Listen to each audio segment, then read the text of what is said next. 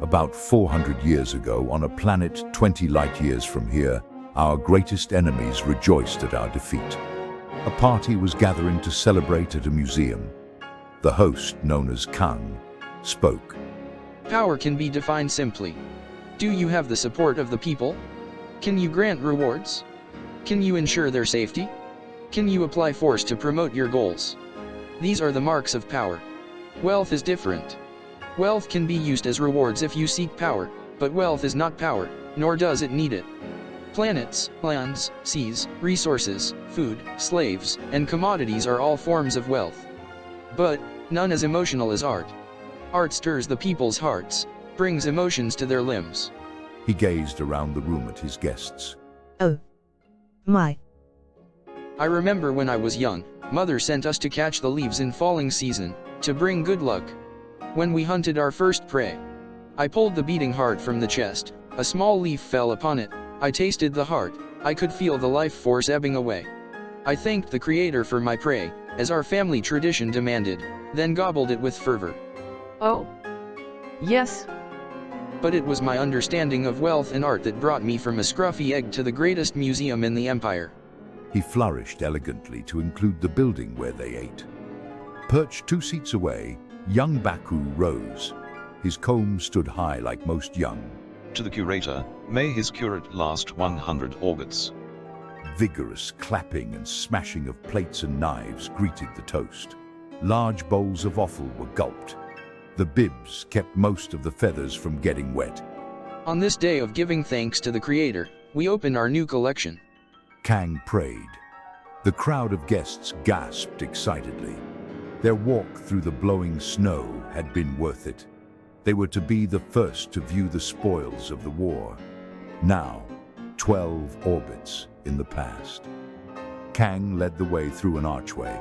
They passed canvases, sculptures, equipment, arms, and literature. Raku paused and asked her son, Baku, Literature, so they had language. Yes, mother, simple tool makers, barely spacefaring, but they only had atomic weapons. Their planet had 75 years in one of our orbits. 5 planetary days for every one of our revolves. The war lasted 600 of their years, and the flock masters have been in place for 900 of them. Multiple languages, both written and electronic. Baku replied. They stopped beside a white statue. Their greatest hero, a child who killed a giant, stories conflict, but the name was either Jack or David. They came to an alcove with small statues. Kang waved his hand, and lights came on, illuminating 1,000 knee-high bipeds. Kang explained, Tattoos, body art. I have chosen the most beautiful samples for this alcove. I've been collecting thousands of specimens for 20 orbits now, since the war began. Each is in a stasis field posed appropriately to show their art. Without the stasis, they'd have died years ago. See their musculature, the colors, creatures in every environment, plants of every kind. Their world was very alive, and they have imagination. See the dread, the violence. These 1,000 pieces are the greatest treasure we have ever collected. A small camera drone flew through the room, recording the tattoos, and displayed the images across the dining hall's walls. The group perched excitedly back at the table and viewed their repast. Outstanding. Pumpkin and fruit was the first course. Then they were each brought one of the tattooless bipeds in a stasis field. I have 700,000 left. I picked the fattest for our dinner. Kang explained. If you mind their screams, then bite the head off first. That leg is so tasty. He toggled the stasis field off, grabbed the biped with his 6-fingered wing claw. The biped fainted. Look at the north wall, there is my favorite. He gestured. This one has a child inside, very sweet. A tattoo of a large feathered creature filled the wall, and then smaller items. Words etched in black, blue, and red flowed across the wall. What does it say? Jut asked. The colors, the beak, the detail, it looks like one of our ancestors, doesn't it? It says, live free or die. The barb says United States Marines. Kang spoke with whimsy. What did the Earths call themselves? besides delicious? asked Jut.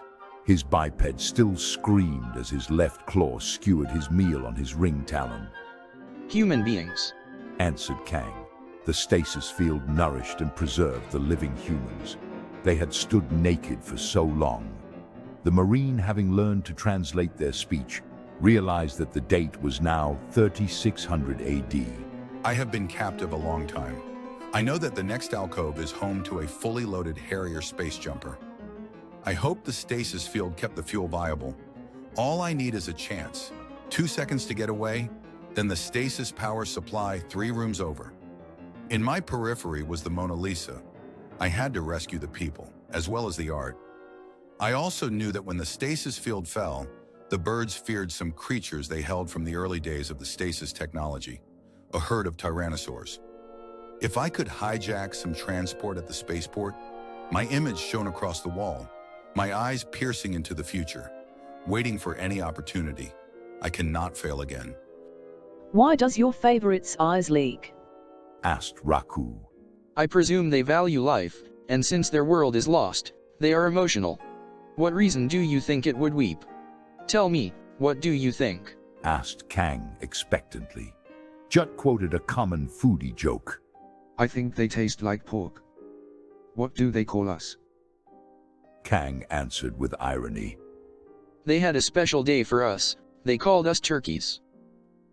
As you know, the Marine was successful. The Tyrannosaurs decimated the Talanisks.